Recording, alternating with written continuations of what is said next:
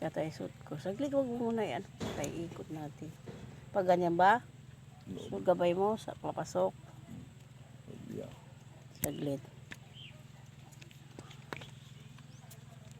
O, ayan. Bakit pag uupo ka dito banda, hindi pwede?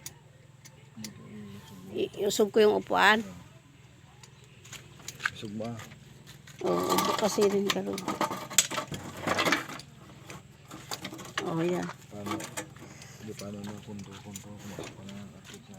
O, yan, sirin. Upo ka na, sirin na. Ganon. Nung bago nakalagay. Ay, mas maganda yung nakaupo ka. Ay, nakatayo. Kung nakaupo ay pagod na. Pagod yung mga angkok. Kung gano'n tayo, yan.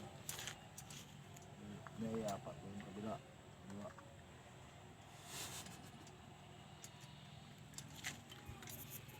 Para paa, para kamay, pili para to. Oo, natanggal na. Ibabalik natin. Upo ka na, madaling matanggal. Upo ka muna, garod. Mabilis matanggal naman. Oh.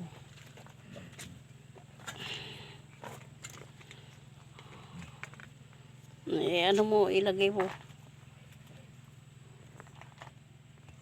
Pasok mo lahat. Ayos na. Yeah.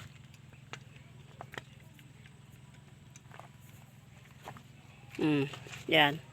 Kung napapagod ka na, tama na. Kanina ka pang umaga nag-exercise. Gusto mo talaga yung tumatayo, hindi nakaupo. O baka naman sa nakaupo, masakit ba pag nakaupo? Ay. O di, tapos na sa tayo, sa upo naman. O sige, upo na si rin, tama na yan. Upo na. Upo naman, huwag mong tatanggal, nakaupo ka naman. O ganyan, sige. Di maganda. Kumpleto yung exercise mo, paa, kamay. Magaling. Nakakangiti ka naman dyan.